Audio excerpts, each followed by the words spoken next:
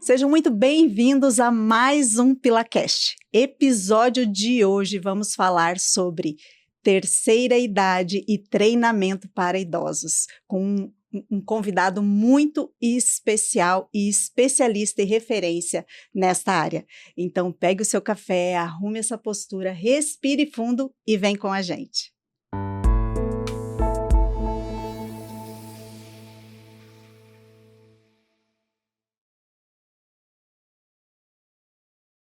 Então, nós temos hoje um convidado muito especial quando se trata de referência na saúde para idosos, treinamento para idosos. Tem 4 livros publicados, ministra cursos, palestras. Seja muito bem-vindo, professor doutor Igor Conterato. Muito obrigado. Muito obrigado. É um baita prazer poder estar aqui, falar para sua audiência, conseguir traduzir um pouco daquilo que eu faço para as pessoas que realmente precisam fazer exercício. Eu já agradeço já a sua disponibilidade de vir até aqui, né, e falar sobre esse assunto que é tão importante, né, a gente falar sobre a saúde e a longevidade dos nossos idosos, né, porque quando a gente fala em longevidade não é só viver mais, né, mas é viver bem essa longevidade, né, com independência. E eu queria começar com você contando um pouquinho da sua história, da sua formação e de toda a sua história, de como você chegou até aqui, né? Autor de 4 livros, atuante nessa área. Eu gosto muito desse tipo de pergunta e eu cada vez respondo de um jeito. A minha história na educação física começou desde sempre. Eu, desde a 5ª série de ensino fundamental, fui atleta, praticante de voleibol, e desde sempre eu tenho amigos de infância que falam assim: você sempre quis fazer educação física. E quando eu falei pra minha mãe que eu ia fazer educação física, ela virou o rostinho assim e falou: sério, filho? Você tem tanto potencial? Eu falei: mãe, mas eu quero ter potencial na área, né? Estamos falando da década de 2000, e, obviamente, hoje a educação física é vista com bons olhos, mas não era tanto. O personal estava, pelo menos lá na minha região, que eu sou do interior de São Paulo, estava começando a acontecer, já existia, claro, mas começando a acontecer, não tinha o cenário que tem hoje. E durante a faculdade foi quando eu entrei na faculdade para ser atleta, para ser treinador, e durante a faculdade foi quando eu conheci um grupo atleta de voleibol. Voleibol. E aí, durante a faculdade, no 2º ano de faculdade, eu conheci um grupo chamado Universidade Aberta da Terceira Idade, a UNAT. Que legal. Uma professora que nem era da educação física, ela era da psicologia, da pedagogia. E aí ela falou desse projeto. E eu falei: por que não? E aí eu comecei a dar aula para mulheres idosas com osteoporose. E não eu comecei, né? Eu tinha a professora que era do 4º ano, eu era do 2º, e aí eu ajudava ela, fui até que no 4º ano eu virei o professor, e aí tinha 2 meninas que me ajudavam, e foi isso. Esse é o grande começo, assim, da minha área. E depois fui fazer mestrado, doutorado, e eu cito outra professora, o quanto que o professor tem importância na vida do aluno, né? Eu cito outra professora que era uma professora com 38 anos, e ela já era professora titular, que é o último nível, assim. E aí a gente um dia falou pra ela: professora titular, tão jovem, por quê? Ela: eu não sei te dizer por quê. E aí eu respondo a sua pergunta. Eu não sei te dizer o porquê. Eu só sei que eu vou fazendo. E as coisas vão acontecendo. E aí, na época, a gente jovem, com 21, 20 anos, professora, não é assim, vai fazendo, as coisas vão acontecendo. A senhora que é diferente, né? E com o tempo eu fui vendo que ela tinha muita razão. A gente vai fazendo. Vai sentindo. E aí as coisas vão acontecendo. E aí eu fui fazer mestrado, fui fazer doutorado. Por que dos livros? Porque eu senti vontade de fazer, a necessidade de conseguir ajudar as pessoas, mais do que só os meus alunos presenciais, a cuidar de pessoas idosas, a cuidar de pessoas consideradas grupos especiais.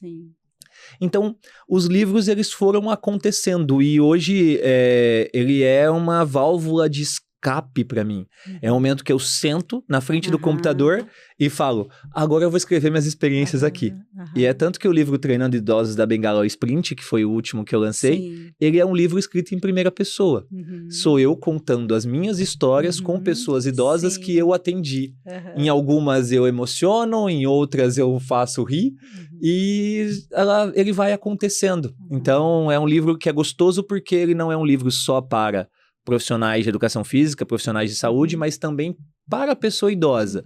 Em algumas partes ele é mais aprofundado, mais técnico, mas em outros ele é muito leve e fácil de leitura. Eu acho que esse é um pouquinho da minha história. Afinal, são 19 anos formado. 19 anos já, na Atlântida. Então eu tenho bastante história aí para contar da área. Eu queria que você falasse um pouco dos 4 livros que você publicou. Vamos lá.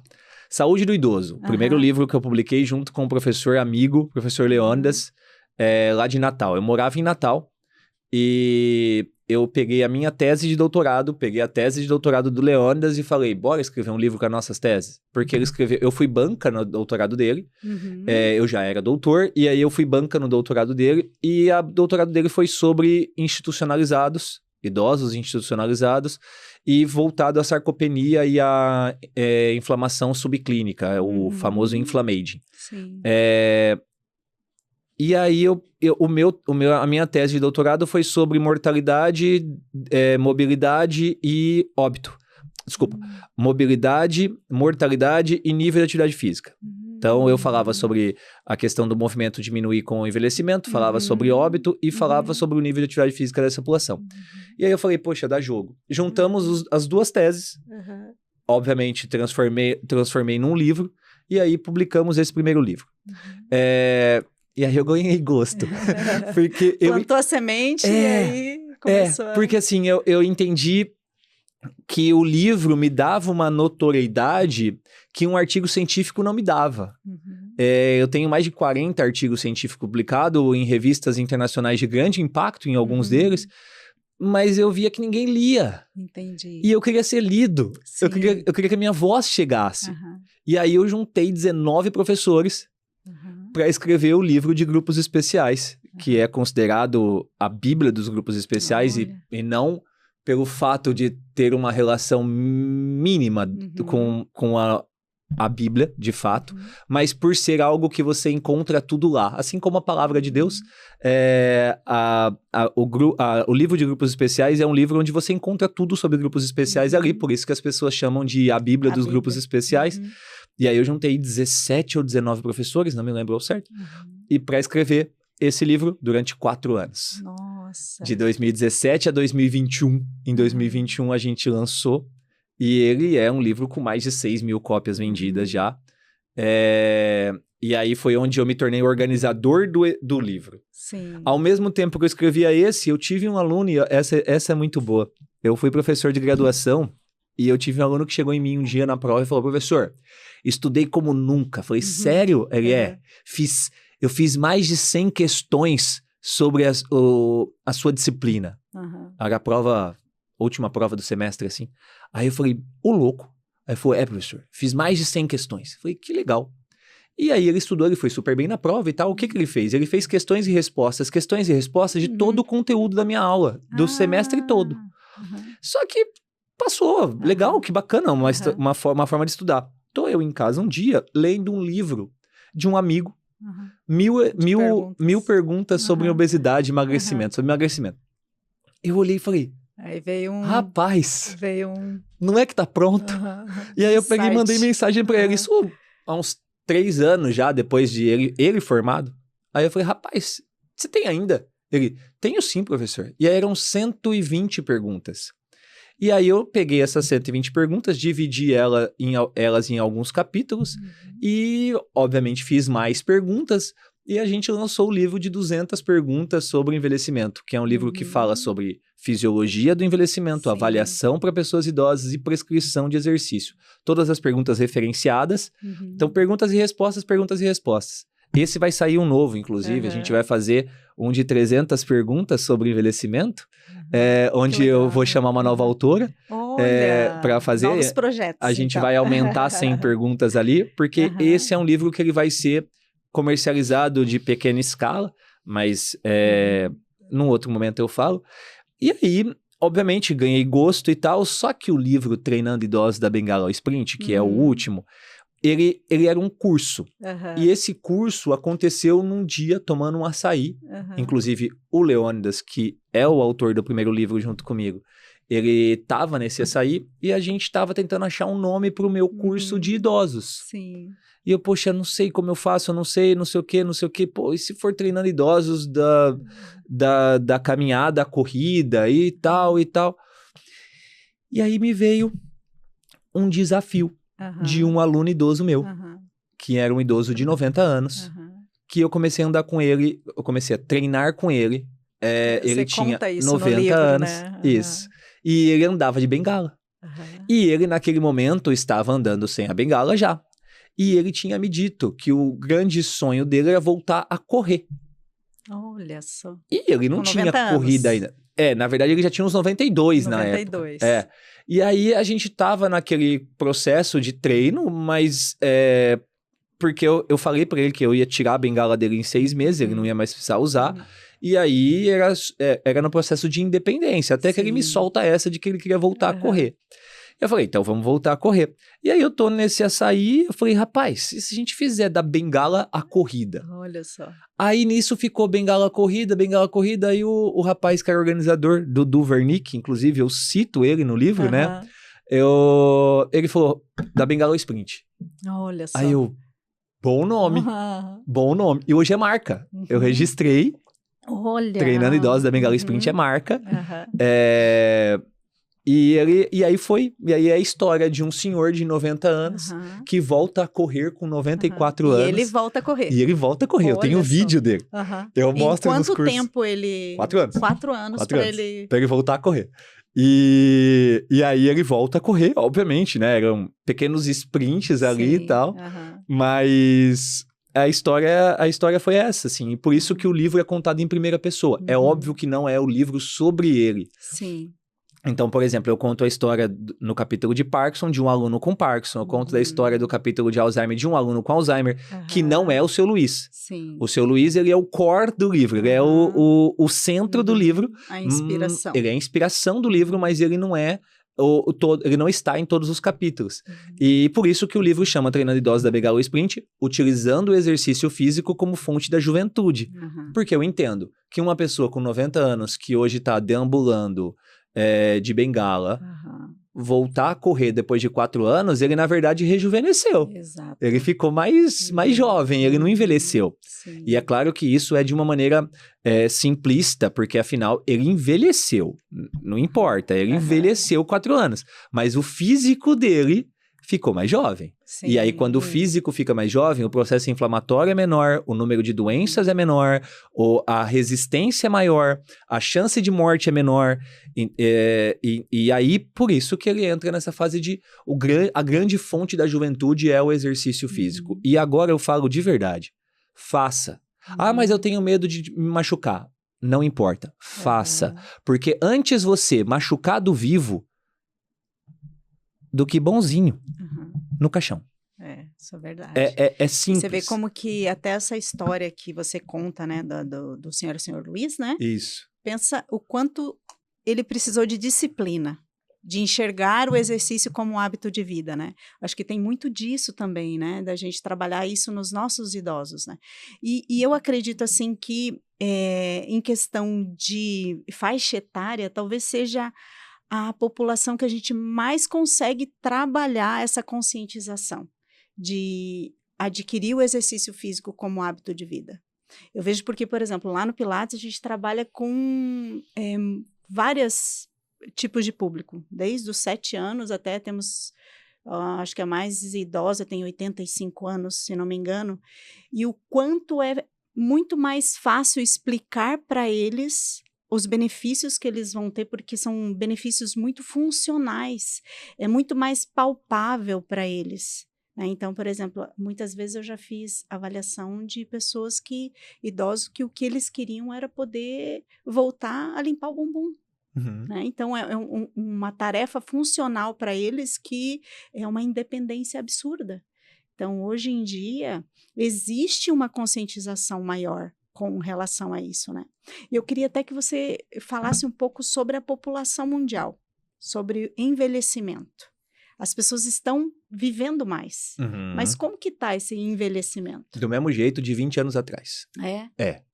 Com relação a exercício físico, Uhum. a população idosa não aumentou em nada o percentual Aham. de pessoas ativas. Nada. Nos últimos Nada? 20 anos. É exatamente igual. Só que a gente tem a falsa impressão de que eles estão Sim, se cuidando mais. E eu tô falando especificamente de exercício. Não tô falando sim. de ir ao médico, esse dado eu não sei. Uhum. De exercício físico, a gente tem a falsa impressão de que eles estão se cuidando mais. E, na verdade, eles não estão. Por que que dá essa falsa impressão pra gente? Uhum. Porque aumentou muito o número de pessoas idosas Sim. nas academias. Mas é Uhum. porque aumentou muito o número de pessoas idosas na população. Sim. En- Então, Então, uma é decorrência da é outra. decorrência da outra. O percentual Aham. é exatamente igual. Varia sempre ali entre 15% e 20% de pessoas ativas. As mulheres são mais ativas em atividades leves, os homens são mais Uhum. ativos em atividades moderadas, em pessoas idosas. Sim. Agora, de maneira geral, eu acho que a gente está envelhecendo melhor, Uhum. de maneira geral. Uhum. Por quê? A questão de alimentação, a questão de fazer exercício, não necessariamente ir para academia, mas fazer Ter algo, se uma movimentar. vida mais ativa, né? Exato. A questão de médico, a questão de medicamento. Então, óbvio que nós estamos... Óbvio não, está claro na Uhum. nossa pirâmide etária, nós estamos envelhecendo mais, nós estamos vivendo mais. Uhum. Dados antes da pandemia mostravam um aumento de meio ano de vida a cada 2 anos. Nossa. Então, assim, ó, a gente estava numa sociedade onde a expectativa de vida era 70 anos, 2 anos depois já estava de 70,5. 2 anos Nossa. depois de 71. Tava Uhum. crescendo muito a expectativa de Uhum. vida. E aí é óbvio que não é só o exercício físico. Sim. Só que agora, e é muito legal ter vindo hoje, porque sexta-feira, ontem, segunda-feira, hoje é terça. Segunda-feira, saiu um artigo Olha. do Eklund, que é um cara que trabalha há muito tempo, tenho referência dele no livro, que trabalha com dados epidemiológicos, né? E ele diz que 5 minutos de exercício reduzem 6% a chance de mortalidade. Olha só. 5 minutos. Diário.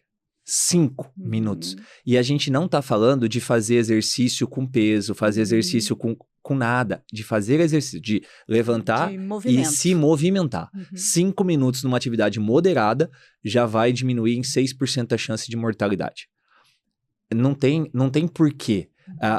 Mas é que eu demoro muito pra ir até a academia. Agora, aí eu falo uma coisa que eu falo pra minha mãe. Sim. A minha mãe fala assim, ai filho, mas é porque demora demais, ó, eu demoro 30 minutos pra me trocar. Aí eu tenho que ir lá, eu faço 1 hora de exercício, aí eu volto pra casa, aí eu tenho que tomar outro banho, é mais 1 hora que não sei o quê. E aí eu respondo assim pra ela, tá trabalhando onde?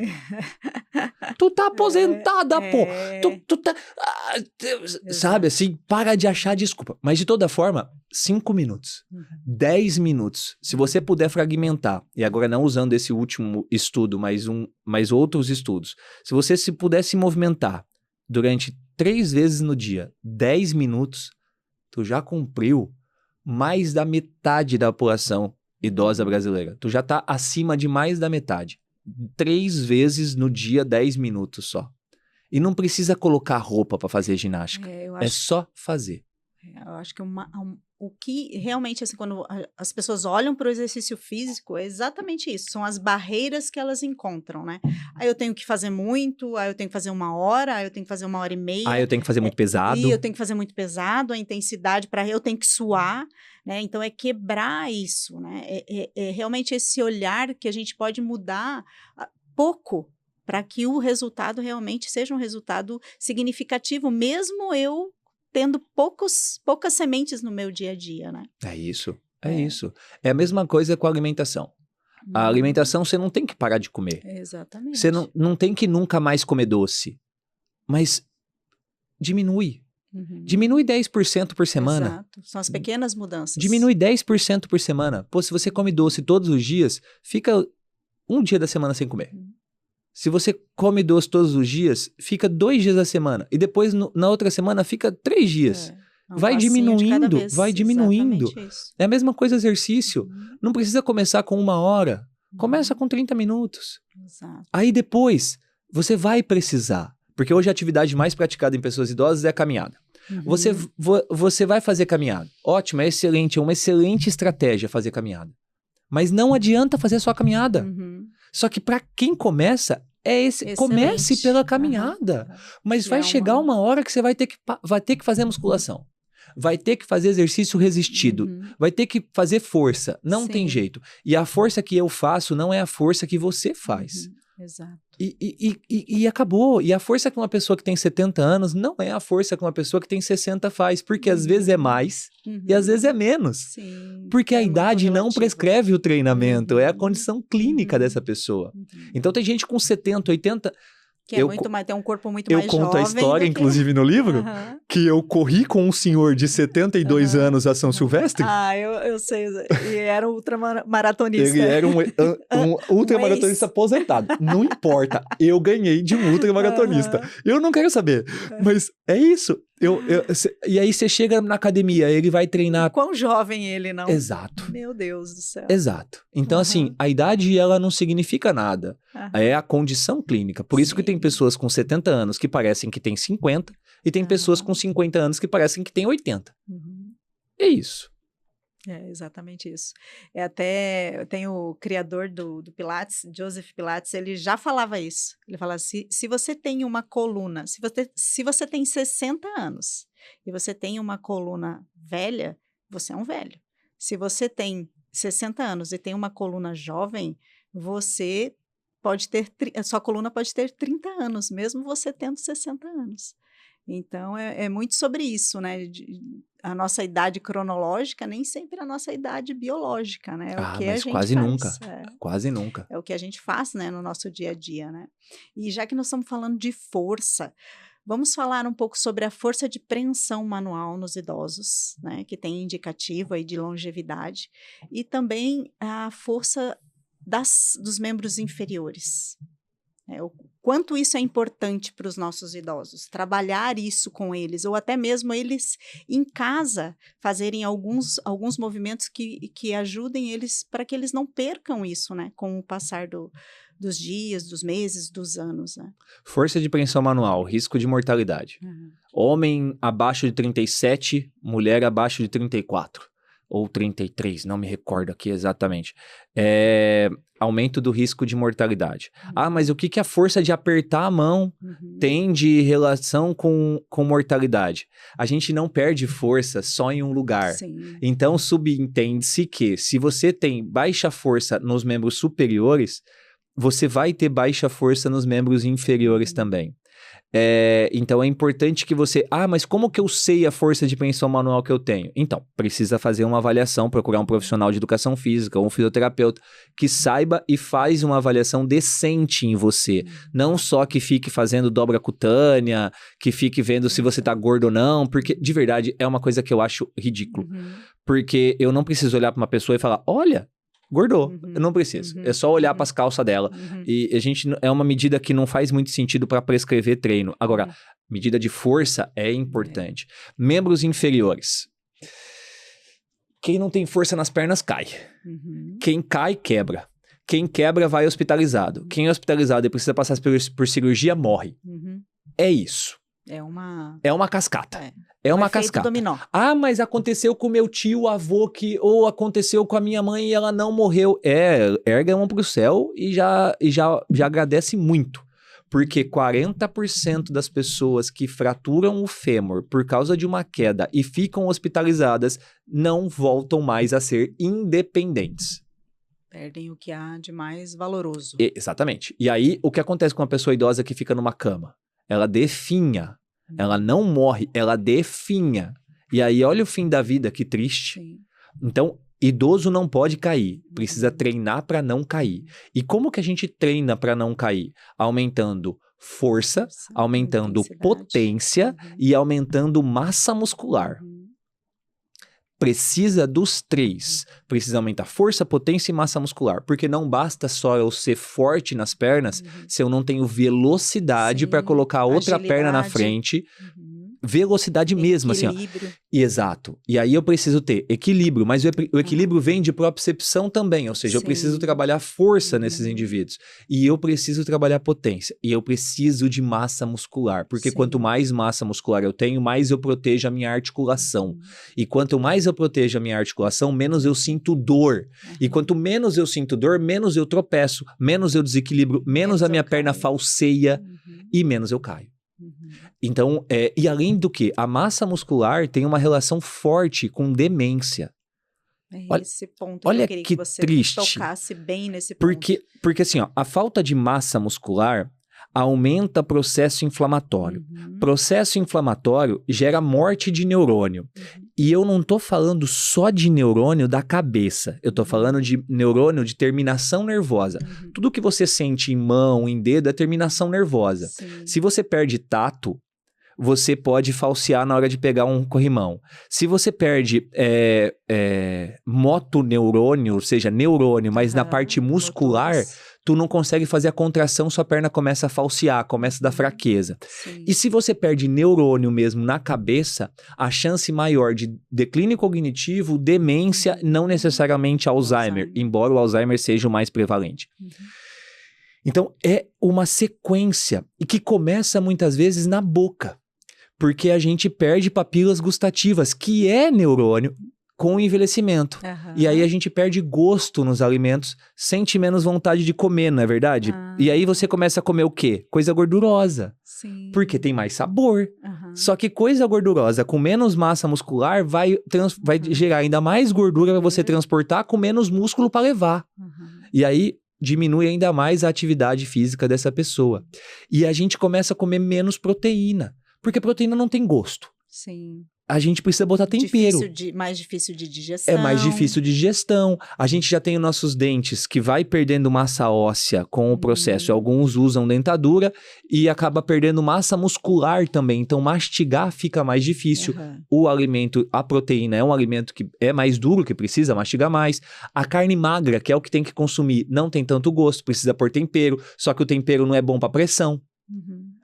Vai vendo o equilíbrio que a gente tem que ter. E aí, menor aporte proteico faz com que eu tenha menor chance de ganhar massa muscular. E aí eu não treino, aí é impossível.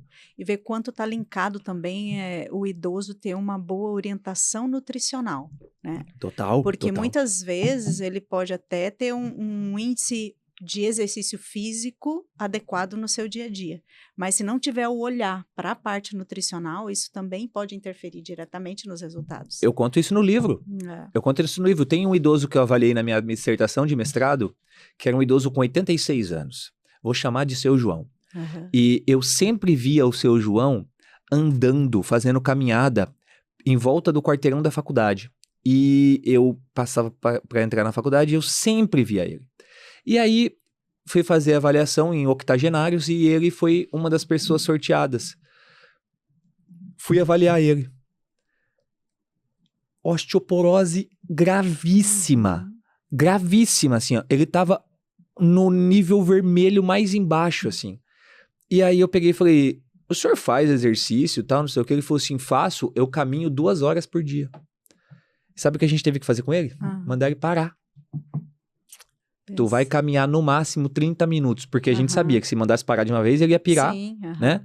Tu vai caminhar no máximo 30 minutos e você vai começar a frequentar aqui pra gente fazer academia. E aí, já levamos ele pra nutricionista que tinha dentro da Unesp, levamos ele pra nutricionista, suplemento, vitamina, pra ele tomar, porque o que acontecia? Ele gastava demais e comia de menos. Então, nota. Perdia massa magra? Não tinha. Ele tava com... Eu lembro que, é uma questão mais técnica agora, ele tava com um T de -4 no corpo inteiro.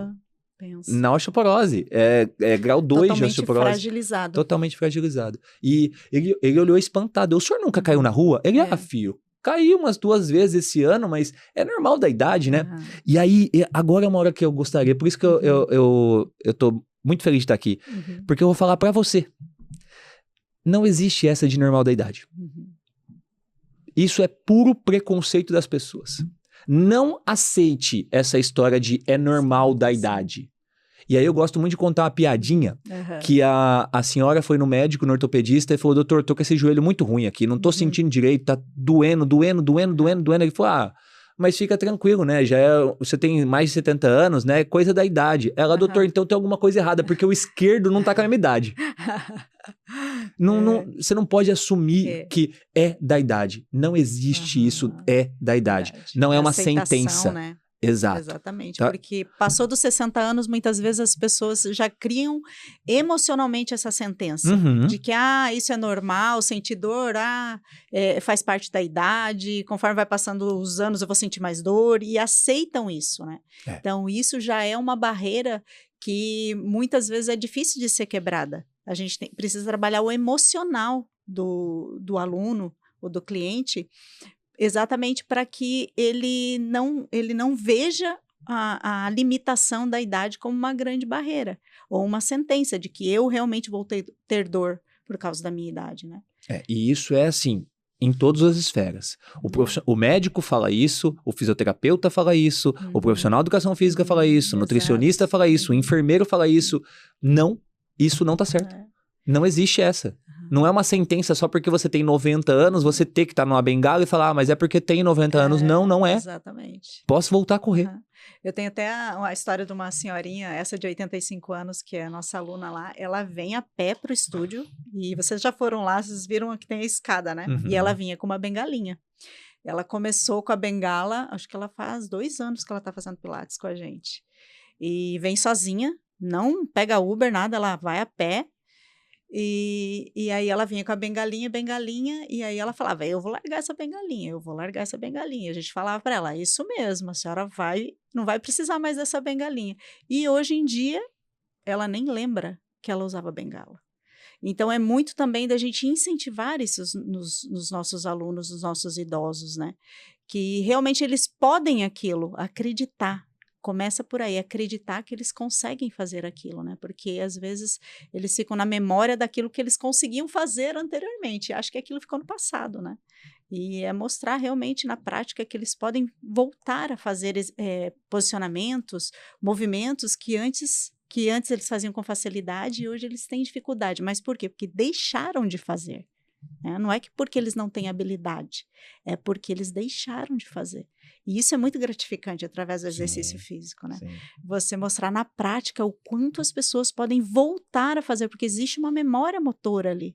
Então, a gente estimula até que ele consegue visualizar e acreditar também que ele pode voltar a fazer aquilo, né? Eu tinha uma idosa com 76 anos, vegana, e eu colocava peso pra ela e ela falava que não ia aguentar. Uhum. E aí eu olhava pra ela e falava assim, mulher de pouca fé, confia. E aí ela ia e fazia. Aí ela, eu não sei nem como, você sabe que eu consigo. Aí eu confio mais em você do que você. E é isso. E é sobre isso. Porque eu vou me machucar. Você vai se machucar, sim, se você colocar muito peso, sim, e você estiver sozinha, sim. É isso. Tu tá acompanhada, tem um profissional do seu lado que sabe a hora que vai aumentar, a hora que não vai. Calma, que a gente sabe o que tá fazendo. E é importante isso. Porque muitas vezes eles não se sentem num espaço igual o seu, de pilates, que vocês orientam, vocês estão do lado e tudo mais. Existe uma coisa que não existe dentro das academias. Pertencimento. Sim. Uma pessoa idosa, ela... um exemplo simples. Sábado eu tava treinando na academia e tinha uma senhora que era o segundo dia dela. De manhã, no sábado. Eu peguei ela uma hora e falei assim, vem cá, deixa eu te ajudar. E aí eu fui ajudar ela, porque toda hora que ela terminava um exercício, ela tinha que ficar olhando, esperando a professora chegar. Terrível. E a professora sozinha também, eu não tô culpando a professora. A professora sozinha. A realidade é humanamente impossível. Numa sala de 300, 400 metros quadrados. 1.600 metros quadrados. É humanamente impossível. Sabe? Então, assim, não tô culpando a professora de forma alguma, mas é que aí ela tava muito perdida. Muito perdida. E aí, um treino totalmente genérico, porque é só da academia ali e tal. Então, eu entendo que tem muitos lugares que não são propícios, assim. Sim. A academia mesmo que eu treino é uma academia que eu preciso ligar a lanterna do meu celular para olhar o peso que eu vou colocar ali no aparelho. Imagina uma pessoa que já tem dificuldade de visão.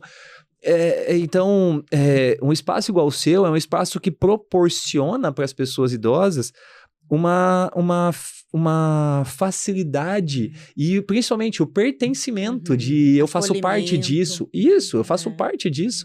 Então, uma das perguntas que eu sempre respondo, assim, é que exercício eu faço? E eu falo, o melhor exercício é a musculação. Sim. Disparado, de longe. Agora, a minha segunda resposta é, você gosta? Ai, não, eu odeio. Então faz o que você gosta. E acabou. É bem isso. Faz o que você gosta. Porque não adianta nada você ter o melhor se ele não é factível, se ele não é... Se você não vai se sentir bem fazendo. Só uma coisa que acontece nas aulas de pós-graduação. Eu faço isso direto, assim. Eu trabalho com pressão e glicemia. Sim. E é óbvio que níveis de cortisol altera a pressão e glicemia. E aí eu chego no aluno e falo, qual que é o exercício que você mais gosta? Aí ele, esse aqui. Aí eu, beleza. Aí verifica a pressão dele antes, verifica a pressão dele depois. Nivelado. Aqui. Aí eu, qual é o exercício que você menos gosta? Aí ele, esse aqui. Aí eu vou lá, verifica a pressão antes.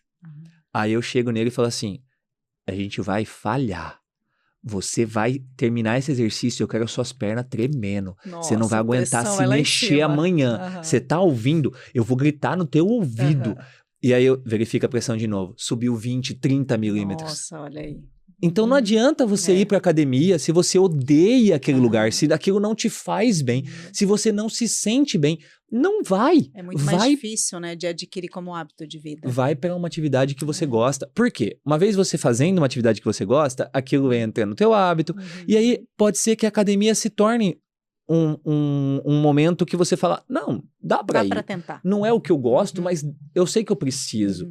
Por disciplina. Exato. E aí você vai por disciplina. O próprio Pilates. Tem gente que pode virar e falar assim, mas eu não gosto. Mas, poxa, para dor nas costas, para melhora postural, para musculatura profunda, a gente tem como estratégia ouro de exercício. Então, eu faço isso que eu gosto e eu preciso fazer o Pilates. E aí ele começa precisando. Sim. E depois ele começa a gostar. Ele começa por indicação médica. Por indicação médica, muitas vezes. Pela dor, né, que grita. Exato. A dor é um motivador muito grande para quem busca o Pilates, né? Onde eu leio sobre dor, o Pilates está entre os 2 ou 3 melhores, assim. Até saiu um estudo semana passada, acho, exatamente, colocando o Pilates como o Pilates e a outra atividade direcionada para musculatura profunda, em segundo lugar. Mas o Pilates ali entre os dois que mais contribuem para a melhora da dor lombar. Sim. Eu apresento esse estudo, eu apresento alguns estudos e um deles é sobre os melhores exercícios mesmo. E para dor lombar, técnica de Schwartz, que é muito usado na fisioterapia, e o Pilates são as principais estratégias. E a técnica de Schwartz é uma técnica que tem muita relação com musculatura profunda, mas é bem da fisioterapia, eu pouco domino essa parte. É mais da reabilitação, né? Isso. É bem... E assim, a gente no Pilates, a gente consegue trabalhar muito essa funcionalidade, né? Também de melhora de mobilidade. Até eu queria que você puxasse o gancho da osteoporose, porque a gente trabalha também muitos exercícios. Existe uma crença, né, de que o idoso ou quem tem osteoporose não pode fazer exercício de impacto. E a gente sabe que precisa do impacto, só tem que ser um impacto direcionado.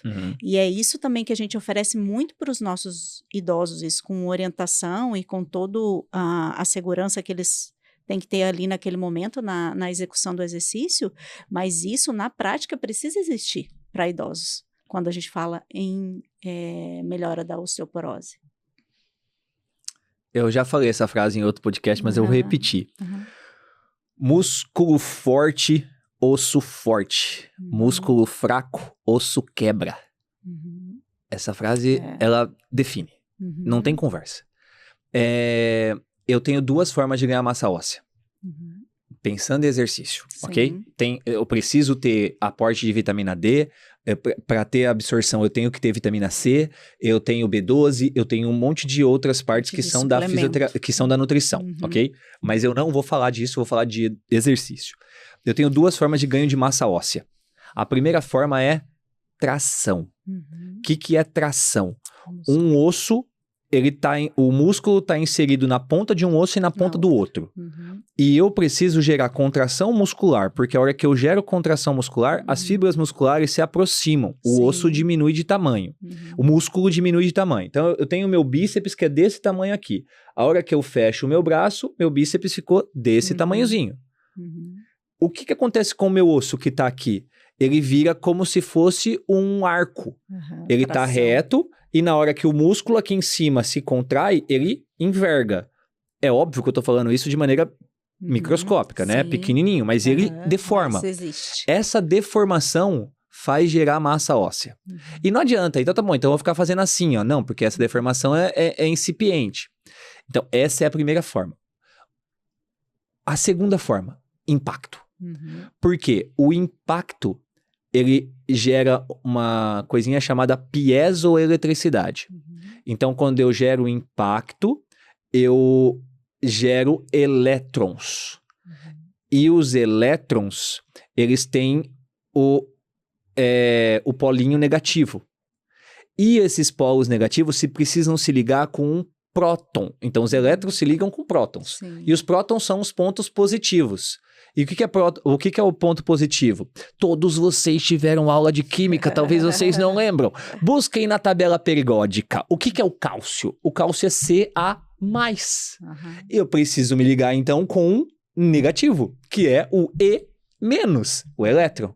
Então, eu preciso de piezoeletricidade para gerar essa condição de ter absorção óssea com o cálcio. E como eu gero isso? Eu gero isso gerando impacto.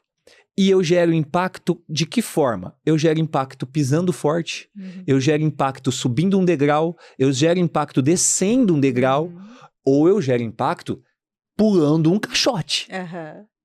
Mas eu preciso pular um caixote para gerar impacto? Não, acabei de falar as outras coisas. Então, eu gero impacto de diferentes formas. Eu gero impacto marchando. Se eu estiver marchando, eu estou gerando impacto. Mas esse impacto é menor ou maior do que pular de um caixote?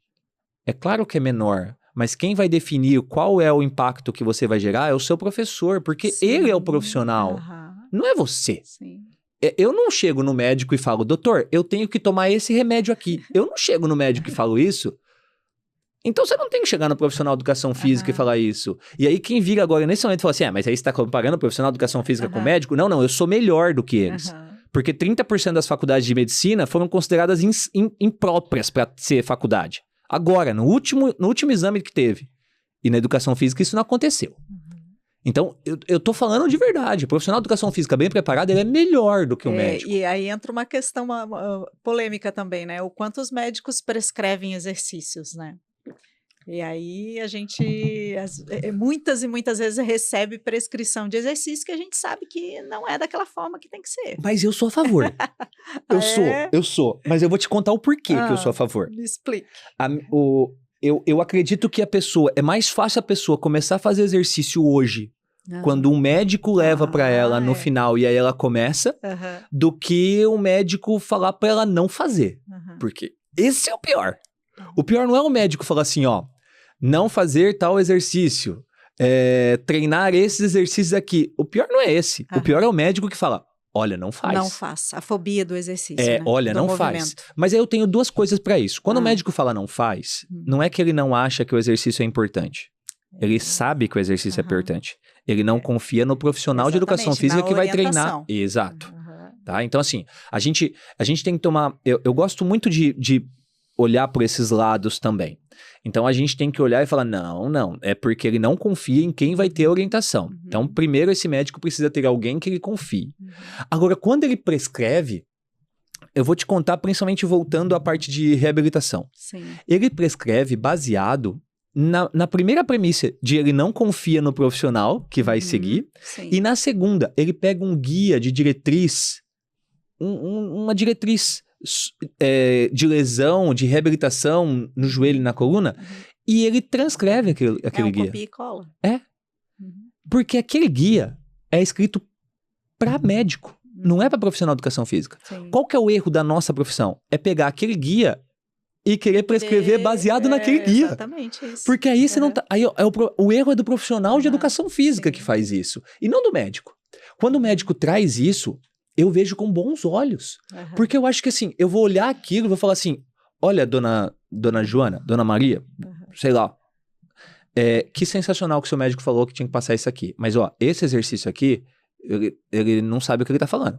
Esse exercício aqui é excelente, a gente vai ter, tá? Só que não adianta nada você fazer o exercício se você não sabe quantas repetições, quantas séries, qual a carga, não é verdade? Então deixa que eu monto isso aqui usando um pouco do que ele falou e um pouco da minha experiência, pode ser? É muito do conhecimento que a gente passa pro aluno. Do capacidade de comunicação. Eu acho que não é nem conhecimento, é capacidade de comunicação. Porque convencer o aluno daquilo. Porque tem profissional que é tão inseguro que a hora que ele vê uma coisa dessa, ele vira e fala, ó, médico, querendo prescrever. Se acalma, jovem. Se acalma. Pegue isso ao seu favor. Porque é aquela história. Pensa comigo. Só pensa na situação. O médico faz isso. Aí a pessoa traz pra você. Você chega lá no estúdio, trabalha com a pessoa, avalia ela, reavalia ela. Pega essa reavaliação, faz num fichário, bota no final, professora tal, seu CREF, não sei o que, carimba, bonitinho, e fala, você vai voltar lá? Vou. Leva pra ele, por favor. E você traz um relatório do que foi feito naquele período e entrega pro médico. Devolve. Credibilidade. Exato. A gente prefere fazer o quê? Parecer gato. Fica no canto e já arrepia. Calma, faz o contrário. Porque não adianta. É o profissional de educação física que tem que mostrar o valor pro médico. Não adianta. Não adianta você achar que, não, o médico precisa saber do meu valor. Ele até sabe, ele só não confia em você. É verdade. Então, abaixa o tom, faz o médico confiar em você, porque aí você vai ter um parceiro pro resto da tua vida. Porque ele vai passar todo mundo pra você. E eu tenho certeza que isso acontece no estúdio, no espaço de vocês. Eu tenho certeza dos médicos indicarem. Eles não começaram a indicar porque eles quiseram. Eles começaram a indicar porque eles viram resultado. Vários profissionais a gente trabalha em parceria. Fisioterapeutas de várias áreas, com várias técnicas. Porque a gente sabe que a gente não anda sozinho. Não tem como. Não tem como. A gente precisa, para ajudar muitas vezes algum aluno, a gente precisa ter um olhar multidisciplinar. Senão a gente não chega no resultado que a gente precisa. Né? E você tocou um ponto bem interessante que fala muito de postura profissional.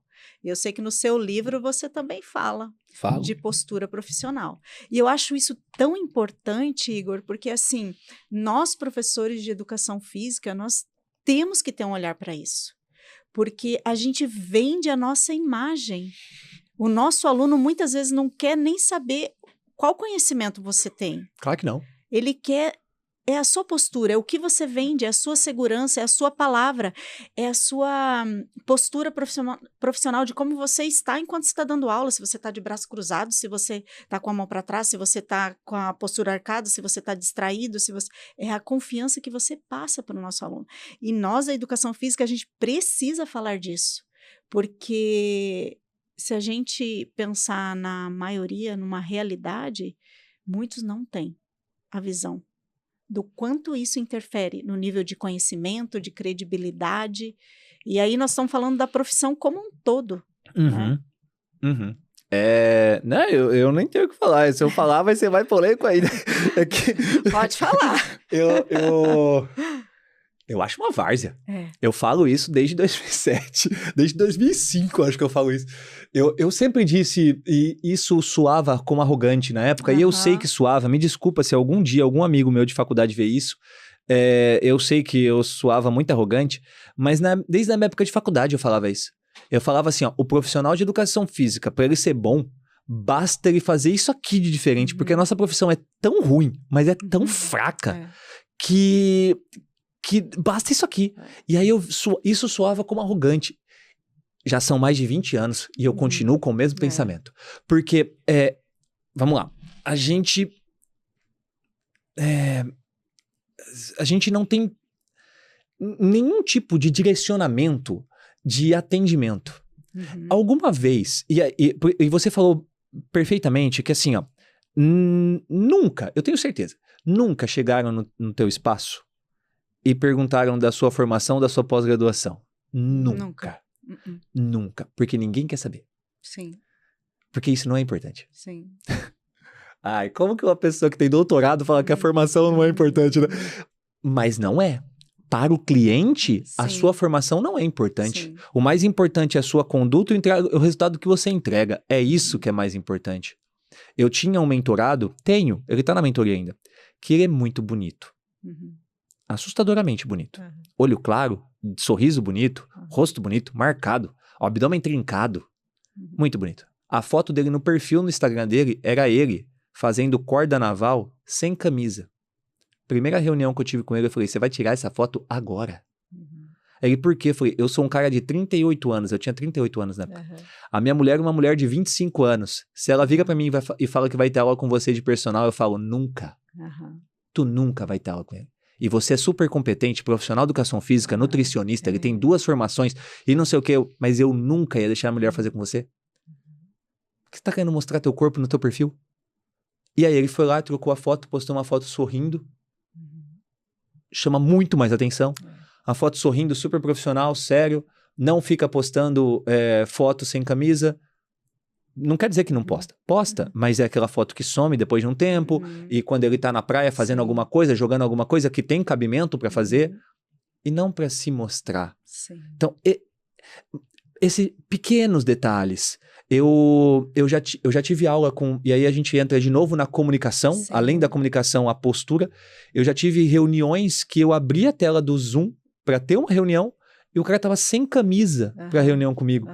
Como que você vai você profissional de educação física vai se reunir com um doutor da tua área sem camisa? Aí, e eu assim, ó, já errei quando eu tinha 20 anos. Até que um cara que eu tenho verdadeira adoração por ele, que é o meu orientador de mestrado, ele falou assim pra mim, tu quer fazer mestrado, né?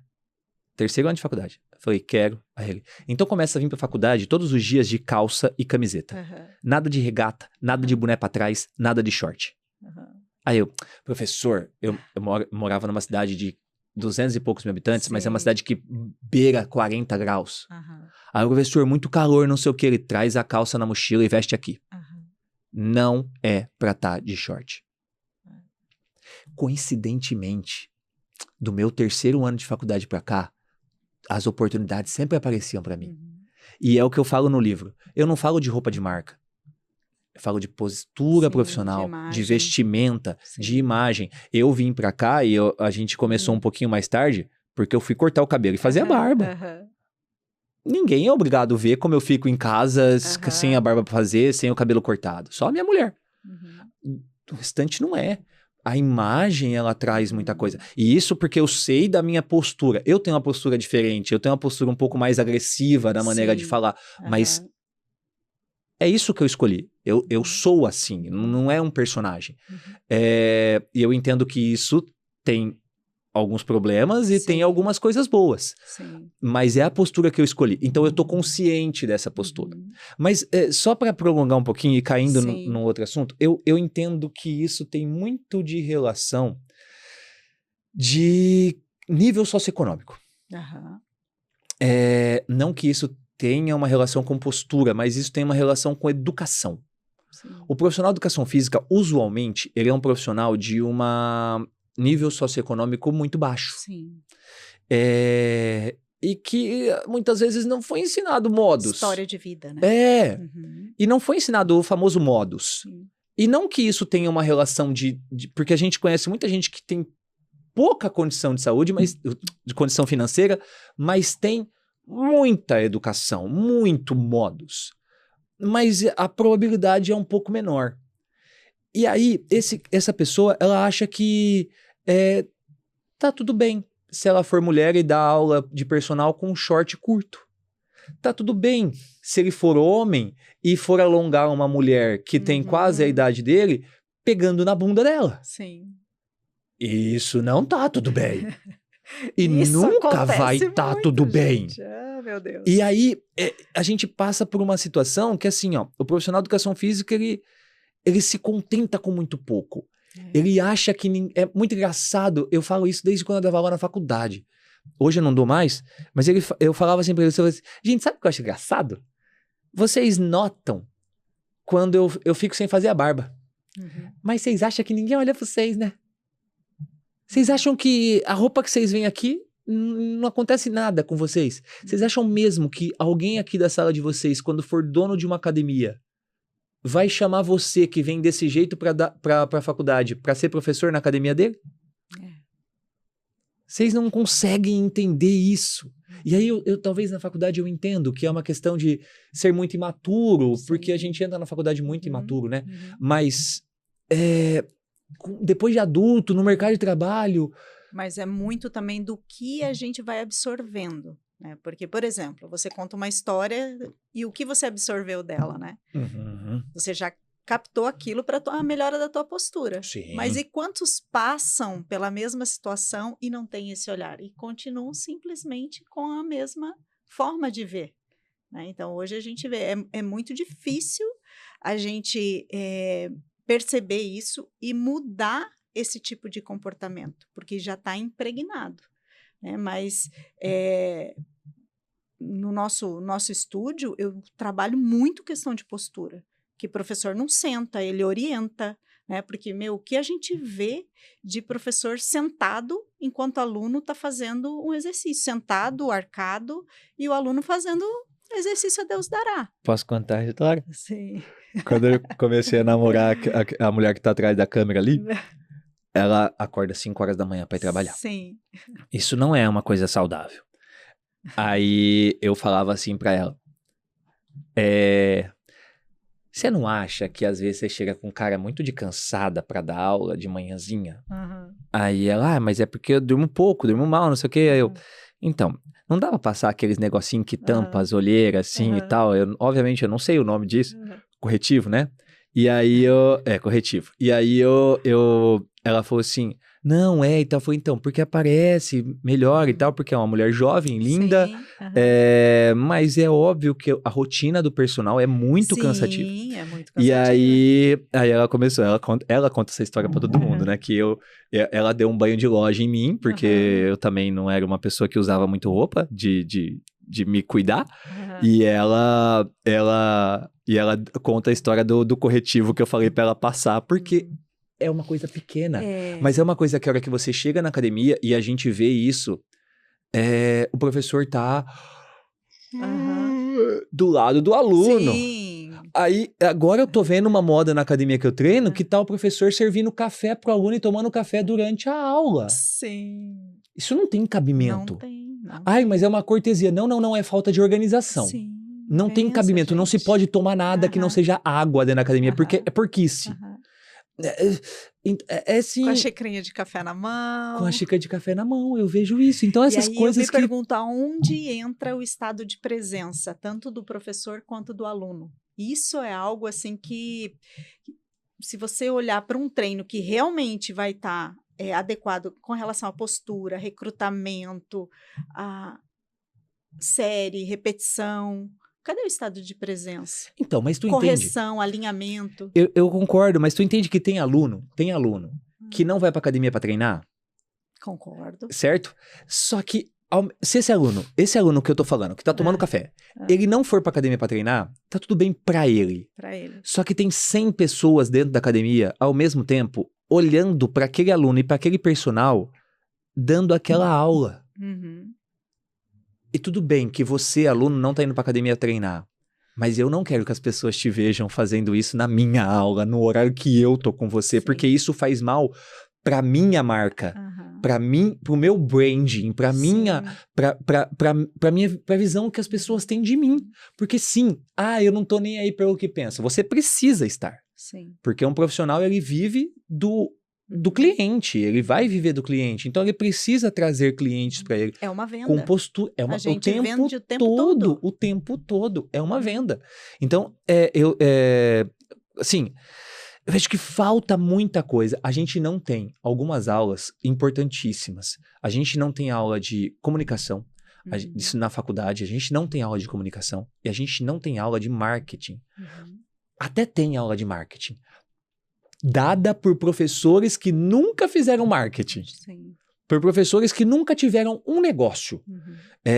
Então, é difícil, né? É tanto que eu sou convidado externo de uma faculdade que todo ano eu dou 4 aulas para eles, todo ano. E eu falo de marketing. Eu falo de marketing digital e marketing pessoal. E aí eu mostro foto de postura que tem que ter e que não tem que ter. De postura que tem que ter e que não tem que ter. E tem aluno que vira e fala, eu não concordo. Eu falo aí eu respondo desse jeito. Todo adolescente acha que tem razão. Eu respondo desse jeito. Todo adolescente acha que tem razão. Tem 20 anos de estrada. A gente sabe o caminho. Uhum. A gente já percorreu o caminho. Eu já errei o caminho. Uhum. E nossa, assim, postura, eu acho que isso descredibiliza muito a nossa área, porque a gente continua sendo visto como, tanto que, né, eu vou terminar, mas eu falo depois, a gente continua sendo visto como o profissional marombeiro que tem que ter o corpo perfeito para ser bom. Exato. E eu tenho certeza que muitas vezes no seu espaço, as pessoas acham que vocês são fisioterapeutas. Muito! Porque vocês não são o perfil do profissional marombeiro que mostra o corpo. Exatamente isso. E isso é triste. E sabe o que mais a gente vivencia lá? É aluno chegando e falando que o médico mandou fazer o Pilates com o fisioterapeuta e não com um educador físico. Então, isso é muito frequente, né? E aí entra muito o que você tocou no assunto antes, da gente ter o conhecimento, a credibilidade, o convencimento. Porque o aluno, ele vem com essa visão. Só que ele tem que entender e ele tem que perceber em você, que você tem o conhecimento para atender ele. Porque se ele sair dali, se você pegar isso como assim, né? Um médico manda, não, aqui é tanto educador físico quanto fisioterapeuta e não dá para escolher. Né? Se eu tratar com isso, com arrogância, eu não vou ganhar espaço com essa pessoa. E uma que ele está ali, ele é leigo, o médico mandou. Né? Então, a gente tem que ter postura profissional, conhecimento para que a gente possa gerar convencimento. E na nossa área, isso é muito rotina a gente lidar com situações assim. E aí você cai naquela situação de um tanto de profissional de educação física que tecnicamente não é bom, mas que está com a agenda cheia. Sim. Mas como? Ele não é bom, não sei o quê. E aí eu olho para esse personal que fala isso e falo, ok, olha para ele todos os dias e me diga o que ele faz que você não faz. Uhum. Ué, como assim? Ué, por que ele tem? Você já parou para perguntar o porquê será que ele tem esse tanto de aluno? Porque ele é desenrolado, porque ele fala porque não sei o quê, porque ele é pomposo, que não sei o quê, nanã. Ok, de novo, o que ele tem que você não tem? Porque a gente quer diminuir o outro pra gente se vangloriar e se sobressair. Na verdade, a gente tem que olhar pro outro e falar, o que ele faz que eu não faço? Porque se eu sou bom tecnicamente e acho que ele não é, se eu tiver o que ele tem que eu não tenho, aí eu vou me destacar muito mais que ele. Mas a gente prefere diminuir o outro para se vangloriar. É o caminho mais curto, né? É o caminho mais curto. Então, assim, não, eu não acho que o fisioterapeuta ou o profissional de educação física, mas deixa eu te explicar aqui como funciona. E aí você traz essa pessoa para perto de você. E não... Quem te falou errado. Calma, jovem, calma. É muito sobre isso mesmo, da gente saber se posicionar, né? E aí é o contexto, né? de tanto de postura profissional como de convencimento e conhecimento, né? Você fala muito da postura para atendimento também domiciliar, né, para idosos, né? Isso também, porque imagina o quanto isso precisa refletir confiança para ocorrer um atendimento domiciliar para idosos, né? Precisa ter, não tem jeito. É. A gente normalmente, para trabalhar em casa, Uhum. dificilmente o idoso chama a gente. Uhum. É sempre assim. O telefone toca. Oi, tudo bem? Aqui é a neta do seu João. Sim. Uhum. E alguém falou que você trabalha com pessoas idosas e você atende em casa. Uhum. É sempre assim. Aqui é a filha do seu João. É verdade. Em casa, atendimento em casa nunca é o atendimento para o idoso. Uhum. Sempre é o atendimento à família. Uhum. Sempre é. Uhum. Porque é alguém da família que liga, porque normalmente é uma pessoa idosa que treina em casa. Normalmente, não é sempre. Ela já é uma pessoa que ela não tem uma boa mobilidade para ela chegar no lugar, ela depende de alguém para levar ela para aquele lugar, então prefere fazer em casa. Já é uma pessoa que tem uma dificuldade maior, já vai dar um pouco mais de trabalho. E aí não é ela que chama. É sempre assim, ó. O médico falou que você tem que fazer. Eu vou chamar. É meio que na força, assim, ó. E aí sempre tem que ser, ó. Você precisa vir aqui convencer o vovô, o papai, o meu marido. Sempre é assim. Ou a avó, ou não sei o quê. E aí a gente tem que, obviamente, mostrar que a gente sabe o que tá fazendo. Sim. Que a gente consegue cuidar daquela pessoa, porque é cuidar. É cuidar, não é treinar, é cuidar. E porque passa pela família, assim, ó. Eu tenho tanto que eu conto no livro, né? Eu tenho o caso do seu Luiz, que quando eu dei o diagnóstico de marca-passo com ele, por causa de um aparelho que eu utilizava nele, e eu vi que ele ia precisar colocar marca-passo, eu liguei pro cardiologista dele, falei que ia ter que colocar marca-passo, ele teve que pôr marca-passo. Quando eu voltei, tava a família inteira dele me esperando onde a gente tinha aula. A família inteira dele estava. E vieram me dar um abraço, dizendo que se não fosse eu, talvez o seu Luiz não estaria mais aqui, que não sei o que não sei o que lá. E aí aquele dia eu entendi que eu não treinava o seu Luiz. Você cuidava. Eu cuidava do seu sobre Luiz. Isso, né? Eu cuidava. E aí a minha postura era realmente essa, de cuidar. É claro que eu vou treinar, é claro que eu vou fazer e realizar exercício, é tanto que quando eu saí, eu não dei mais aula pra ele. Um dia que eu encontrei ele de novo, ele, não, tá tranquilo agora.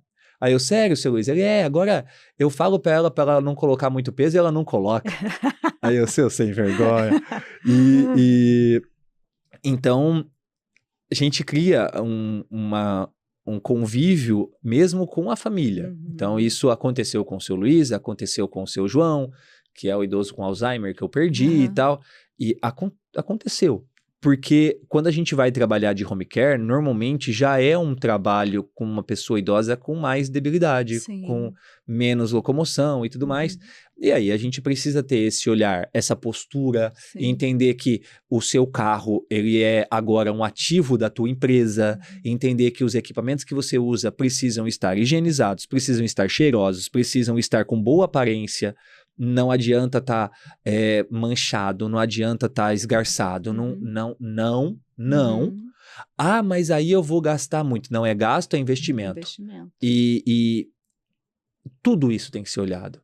Então, quando eu escrevi ainda, a gente tinha que prestar atenção e muita atenção na utilização de máscara, tudo isso tem que ser observado. Eu vou treinar uma pessoa com mais de 90 anos, que ela chegou do hospital. Eu vou treinar ela de máscara. Mas você tá doente? Não. Mas eu não sei, eu tô vindo de outro lugar. Da rua. Não tem como. Então, o termo chato, eu acho que é o termo que, se as pessoas falarem isso pra você de maneira profissional, é porque está no caminho certo. Acho que esse é o grande, Esse é o ponto. grande termômetro. Aham. Se as pessoas falarem que você é chato profissionalmente... E o chato, normalmente, ele nada contra a maré, né? Mas eu faço isso desde 2005. É. Eu nado contra a maré desde 2005. Aham. Numa área que todo mundo fala de estética, todo mundo fala Aham. de peito, todo mundo fala de Aham. bunda. Eu falo Saúde, sobre melhorar a saúde, diminuir pressão, diminuir longevidade. glicemia, longevidade. E deixa eu te perguntar com relação a testes para idosos. Quais são os testes que normalmente você aplica nos idosos? Depende do nível funcional. Aham. Então, de acordo com a funcionalidade desse indivíduo, eu avalio a funcionalidade de acordo com a atividade da vida diária. Uhum. Então, atividades básicas, atividades instrumentais e atividades avançadas da vida diária. Uhum. De acordo com esse nível, eu avalio, coloco uma sequência de testes. Então, por exemplo, um indivíduo que tem... que ele está em nível 1 e nível 2. Nível 1 a gente nunca pega porque normalmente é fisioterapia. Mas nível 2 ali, nível 2 ali, a gente vai avaliar fragilidade, a gente vai avaliar declínio cognitivo, a gente vai avaliar depressão, sintomatologia depressiva, não é depressão, mas sintomatologia depressiva, vai avaliar... força de preensão manual. Então, porque essa pessoa de nível 2, a gente talvez nem consiga avaliar força de membros inferiores. Agora, pega uma pessoa de nível 3 ou nível 4, aí a gente já não faz avaliação de fragilidade, a gente faz avaliação de sarcopenia, aí já faz avaliação, porque para mim, se você me pede uma sequência perfeita, para mim é o protocolo de Hickley-Jones, que é um protocolo que a gente vê força de membros inferiores, depois vê força de membros superiores, depois vê capacidade cardiorrespiratória, depois vê flexibilidade de membros inferiores, flexibilidade de membros superiores e o TUG, que é o Time Up and Go. Para mim, essa sequência é a sequência mais funcional, é a sequência de teste, a bateria de testes mais funcional que tem. Mas a gente tem para mulher, por exemplo, o protocolo de GDLAN, que é um protocolo que vê a autonomia de pessoas idosas. Então, esse é um protocolo brasileiro, por pessoas brasileiras, por estudiosos brasileiros com mulheres idosas. Só que esse é um protocolo já para nível 3 / nível 4 de funcionalidade, que já é aquela pessoa que faz exercício e tudo mais. Por quê? Tem algumas questões, alguns testes, que são testes de decúbito dorsal, de decúbito ventral, para ficar em pé. Uma pessoa nível 2 não consegue deitar no chão. Sim. Então, eu não vou colocar ela fazer esse teste. Sim, Então, tudo depende do nível funcional. Mas, se for escolher, eu acho que o protocolo de Hickley-Jones ali, que é força de membros inferiores, superiores, depois capacidade cardio, flexibilidade inferior e superior, e depois o TUG, para mim é o protocolo mais funcional que eu consigo trabalhar. E lá no estúdio a gente faz com eles uma análise diferente dos outros, né? A gente usa o TUG, a força de preensão manual, o sentar e levantar. Que é o teste de força de membros inferiores da Hickley-Jones. Que a gente faz. E alguns testes de mobilidade para entender exatamente se esse idoso ele consegue, por exemplo, ajoelhar no chão ou deitar no chão, de mobilidade mesmo. Primeiro a gente conversa, né? E aí a gente entende se normalmente ele faz isso. Se ele normalmente faz isso, a gente tenta entender com que habilidade ele faz isso. E faz o flexímetro de algumas articulações. É mais ou menos assim. E teste de equilíbrio, né? A gente faz com eles assim dentro dessa nossa avaliação. Assim. Excelente. Existem alguns testes que vocês podem fazer, por exemplo, dentro da própria máquina. Sim. Então, se vocês têm ali os aparelhos, e eu sei que vocês têm, os aparelhos ali do Pilates, em alguns deles você pode utilizar como eles mesmos, como isso é uma coisa muito interessante. Assim. A gente tem, obviamente, pesquisa. Sim. E tem que olhar para isso. Mas a clínica, ela nos traz uma resposta muito mais diária. Imediata. Então assim, utilize as próprias máquinas para poder ver, sem peso algum, para poder ver se aquele movimento existe, se ele consegue fazer.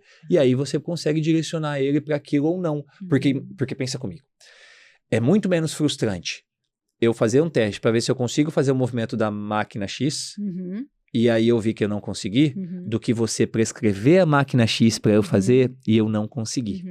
aí eu vou me frustrar. É exatamente esse o intuito, é saber o que ele consegue para saber da onde a gente pode É isso. partir.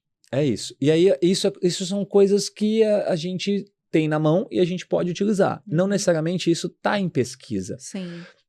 Agora, claro, a gente tem que usar em cima do que tem em pesquisa. Uhum. Porque, por exemplo, se você pegar um idoso que não tem nenhuma condição, que está com os seus 63, 64 anos, eu vou fazer teste de força máxima neles. Uhum. Vou botar no leg e meter carga. Sim. Vou botar no supino e meter carga, se eu estiver dentro da academia. Se eu não estiver na academia e tiver outro espaço, eu vou usar as máquinas que eu tenho para ver Sim. qual que é o peso aqui, qual que é a carga que eu coloco, qual que é a intensidade que ele vai trabalhar. Porque aí eu já faço essas avaliações dentro do próprio instrumento que eu tenho ali, dentro da própria ferramenta que eu tenho ali. Por exemplo, a gente tem uma idosa de 70 anos que ela faz a cambalhota aérea no Pilates brincando. Ela tem Mas quantos de boa, anos? 70. Então, essa seria uma idosa que eu competiria dentro do...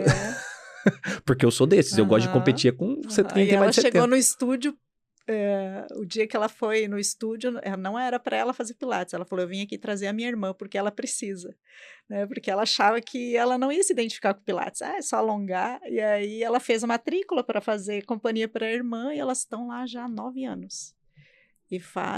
E não pode faltar, porque ela se realiza, né, nesses exercícios de desafios, né? E o quanto eles precisam ser desafiados, né, constantemente, né? Sim, claro. E até por estímulos diferentes, isso é uma coisa que a gente também leva no nosso planejamento, de toda aula eles serem estimulados de forma diferente, até para a gente fazer essa conexão entre mente, corpo, a gente provocar benefícios físicos, mas também a nível cerebral, neuronal. Então, toda vez eles são desafiados com exercícios diferentes, né? Trabalhando bem a neuroplasticidade mesmo, assim. E para eles é motivador, porque eles vão para a aula sem saber o que eles vão fazer.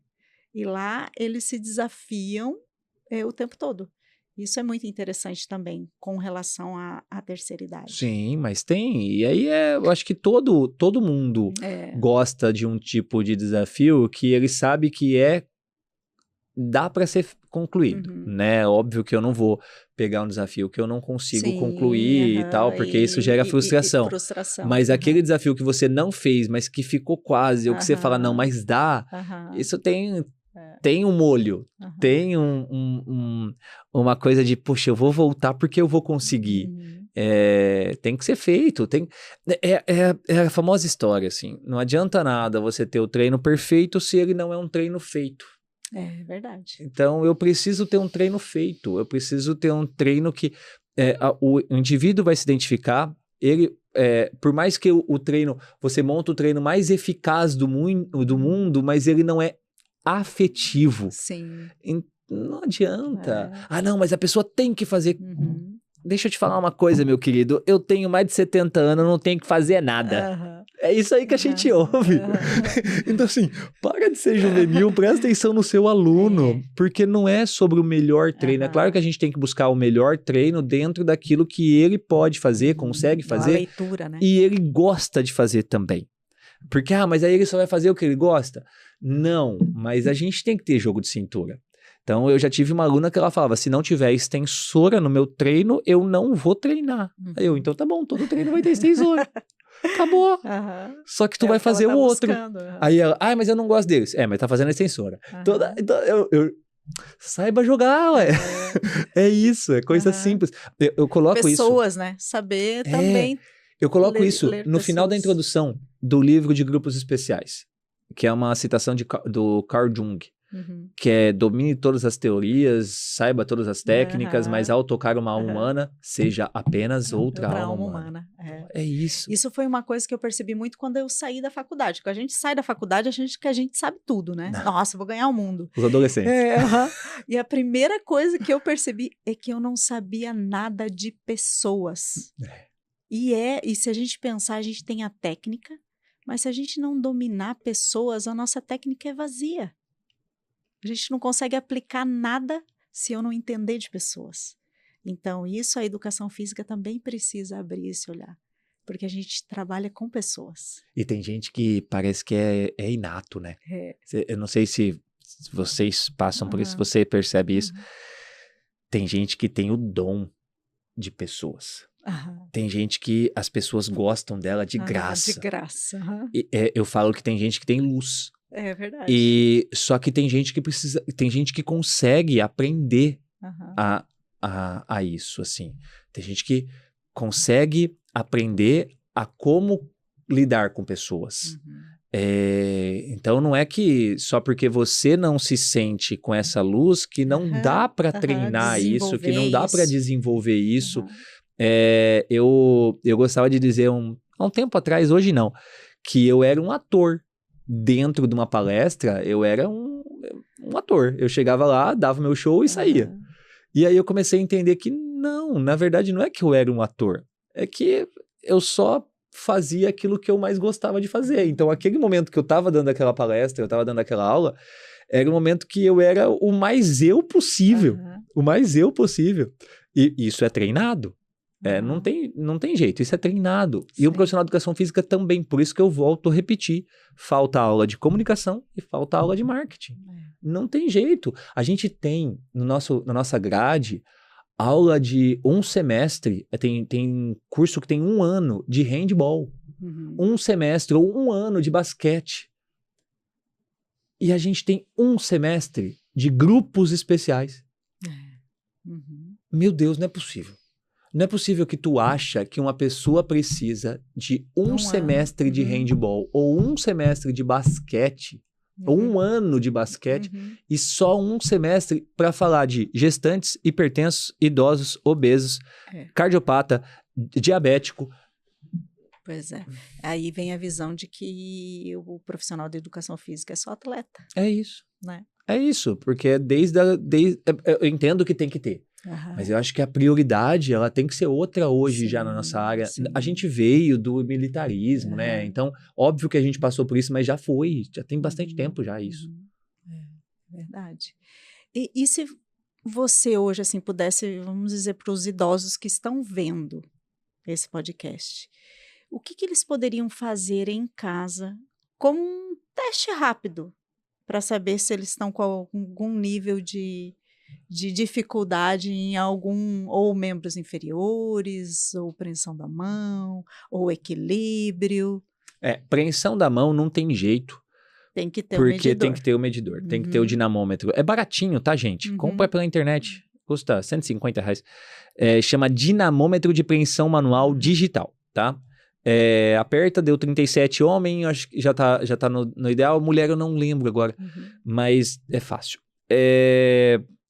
Agora, tem uma coisa que é muito assim. Se você demorar mais de 30 segundos para levantar e sentar de uma cadeira sem ajudar com as mãos 5 vezes, o risco de queda está muito alto. 30 segundos, 5 vezes. Você tem que levantar e sentar de uma cadeira pelo menos mais do que 5 vezes. Em 30 segundos. Em 30 segundos. Eu acho que esse é o ponto-chave, assim. Segundo ponto. Não pode estar obeso, né? Cuidar da alimentação, fazer exercício, acho que é outro ponto. Terceiro, esquece fumar. Se fuma, para. Mas eu fumei até agora. Para. Dá tempo ainda. Dá tempo. Tá? Mas é difícil. Acho que morrer também não é uma coisa legal. Tá? Eu acho. Eu não quero. E assim, tem um outro que não que isso vai mudar a tua vida, mas é importante principalmente para a sua locomoção. Você precisa continuar ao longo de toda a sua vida alcançar o seu pé com a mão, tá? Sem dobrar o joelho. Ao longo de toda a sua vida, você precisa manter essa flexibilidade nas pernas, tá? Então, alcançar a mão nos pés. Mas como isso? Sentado no chão, com a perna esticada, ou em pé, indo com a mão no chão. Tem que fazer sem dobrar o joelho. Então, são algumas medidas bem simples que a gente consegue fazer. Tem uma outra que eu não lembro o ponto de corte, por isso que eu não vou falar. Que que é de equilíbrio na parede. Mas eu não lembro quantos centímetros tu tem que andar, porque isso é muito fácil fazer. Nossa, eu não lembro mesmo, e eu não tenho ele no livro. Mas é muito fácil fazer, é só você botar, ficar do lado da parede, com a mão assim, né? Você consegue me pegar aí de lado? Consegue. Assim, ó. Eu tô muito aberto. Não, tem que ser essa mesmo, tem que ser fechada. Assim. Se tu tá na parede aqui, ó, tu marca a pontinha do dedo na parede, e aí você, com a perna reta, vai pra frente. Com as duas pernas retinhas, juntas, em pé, assim, ó. Tu vai pra frente o máximo que você conseguir, o máximo que você conseguir. Quando você desequilibra, é pra marcar de novo. E aí tem que ver o tanto que você conseguiu andar de lado, assim, quanto que você conseguiu ir pra frente. Isso também vê equilíbrio. Legal, então, é que eu não lembro os pontos de corte agora. Mas é bacana você fazer assim, faz na tua casa, começa a treinar e faz de novo pra ver se evoluiu. E uma mensagem que eu sempre vou dizer é: faça exercício. Qualquer um. Faz. Ah, mas o senhor falou que caminhada pode perder massa óssea. Não falei que caminhada pode perder massa óssea. Eu falei que uma pessoa que caminha demais, ela não faz musculação e não se alimenta direito, ela estava com baixa massa óssea. É isso que eu falei. E que aí que sim, tem que diminuir a caminhada porque ela não estava comendo direito. Então, vai fazer caminhada. Faz 30 minutos. Faz 40 minutos, faz 50 minutos, vai fazer alguma coisa. E depois você começa fazendo outras coisas, vai pro Pilates, vai pro yoga, vai pro natação, vai pra hidroginástica. Ah, mas a hidroginástica aumenta a massa óssea? Aumenta. Por quê? Porque massa óssea é impacto ou tração. E na hidroginástica você trabalha tração, porque trabalha contração muscular. Então, é o melhor dos mundos? Não, mas você gosta, então vai. Para de botar pressão em você, só começa. Só vai. Ah, mas eu não tenho tênis, faz de papete. Mas vai.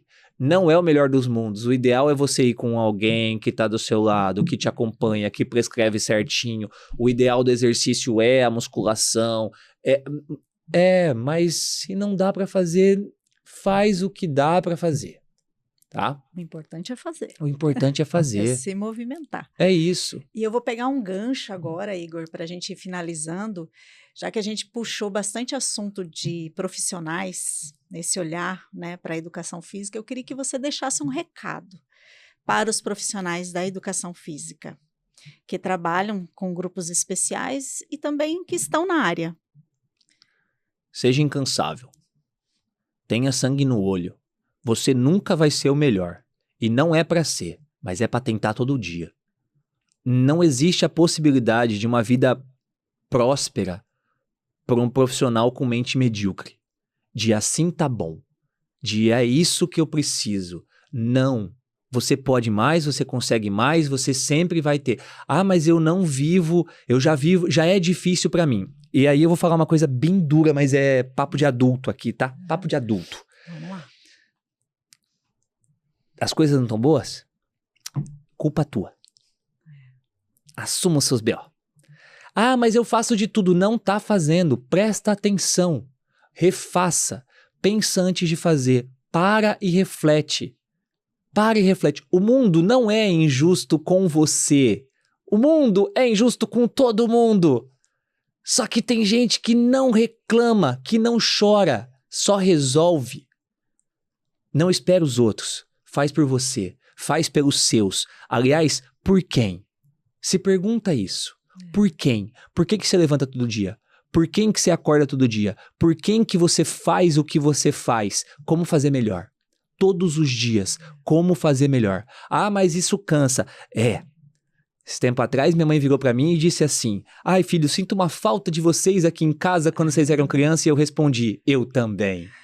Adorava acordar 8 horas da manhã, ir pro clube, voltar em casa meio-dia, ir pra escola almoçado, que ela já fez almoço, ficar na escola até as 5, sair da escola, ir pro treino, treinar até as 8, chegar em casa, a janta tá pronta e eu dormir. Eu adorava isso. Passou. Não sou mais criança. Agora, a vida adulto, quem faz isso sou eu. Quem prospera sou eu. Tenha responsabilidade. Busque cada vez mais. Ah, mas não me pagam bem pra isso. É porque você não tá fazendo. Não esperem que te valorize se você não valoriza você mesmo. Não esperem que vistam em você se você não investe em você. Você tá vivendo em que mundo? Porque quem olha para isso e entende o quanto isso é duro, mas o quanto isso pode ser próspero, ele toma conta da própria vida. Inclusive, esse é o motivo da minha mentoria, chama Mentoria Titulares. Aham. Porque eu entendo que você precisa ser o titular da tua vida. E não Olha ficar só. no banco de reserva, deixando com que os outros Isso. paguem para Uhum. você, deixando que você viva sempre como funcionário, seja do seu cliente, Uhum. seja de De um você mesmo. patrão, seja de você mesmo. Aham. E qual é o momento que você vai ser o titular dela? Qual é o momento que vai ser dono da sua própria vida? Uhum. E por que que eu falo tudo isso com 20 anos de profissão? Porque eu nunca imaginei que a educação física ia me dar o tanto que me dá. Aham. É impressionante. É. Eu deito a cabeça no travesseiro todas as noites e falo, caramba, eu nunca imaginei que eu ia ganhar o tanto que eu ganho, ter a visibilidade que eu tenho, ter o respeito que eu tenho, pelo curso de educação física, que minha mãe um dia virou pra mim e disse, sério, Sério, filho? filho? Educação física? Sim, esse curso me deu tudo isso. Eu tenho um orgulho gigante de ser profissional de educação física, mas de 20 anos formado, com Aham. 40 anos de idade hoje, eu acordo todos os dias, às 5 da manhã, faço café pra minha véia, e eu começo a trabalhar às 7h30, porque eu vou treinar às 6, começo a trabalhar às 7h30, e eu paro de trabalhar a hora que eu vou dormir. Uhum. Todos os dias. É. Ah, mas você não cansa? Tem vez que eu tiro férias, mas eu não canso, porque eu Aham. faço o que eu amo fazer. Aham. E todos os dias eu tento fazer melhor. E é muito dentro da tua história, você contando, você foi se apaixonando pela profissão no Foi. decorrer, né? Não Foi. foi uma paixão à primeira vista, né? Não, eu Isso é sempre muito... quis educação física, mas não o que eu faço. Aham. Não, não. E hoje eu não seria nunca técnico de voleibol, que era o que eu queria. Que era o que Nunca, você nunca, queria. nunca. Você vê como que a vida é, né? Ela Sim. mostra os caminhos que a gente nem imagina. As pessoas perguntam pra mim, professor, por que fazer mestrado em Aham. fisioterapia? Porta aberta. Aham, Por que doutorado em saúde pública? Porta aberta. aham. A porta tá aberta. Não. Educação física. Ah, sai fora. Aham, Porta tá aham. aberta, eu entro. É. Algumas fechadas, eu meti a bicuda e entrei. Aham. Imagina com elas abertas. É isso, é aproveitar a oportunidade. O cavalo não passa 2 vezes. E saber que para colher a gente precisa plantar, né? Isso eu já levei pra Você- terapia já. Eu queria agradecer tua presença, tua contribuição, foi muito, muito show, todas as informações, eu tenho certeza que quem está assistindo também contribuiu muito, né? Esse é o nosso intuito, né?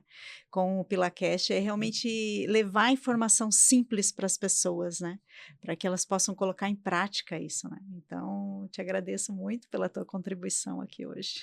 Ah, muito obrigado. Eu fiquei feliz com o convite, eu tô disponível sempre que precisar. Ai, que bom, E que bom. para quem for assistir que quiser o livro, já aviso. Aham. Se você não é da área e quiser o livro, o de idoso, tá? Porque o de Aham. grupos especiais, ele é muito técnico. Aham. O de idoso não, o de idoso é mais tranquilo, é mais fácil a leitura. E se você é da área, pede os dois. Aham. Simples assim. Faça como nós. É Compramos isso aí. os dois. É isso aí, é isso aí. É sobre isso. É isso aí. Obrigado mesmo. Obrigada a você. Vamos ficando por aqui, então, gente. Mande esse podcast para as pessoas que vocês sabem que vocês podem ajudar. Espalhe conhecimento. E nos vemos no próximo podcast. Até lá!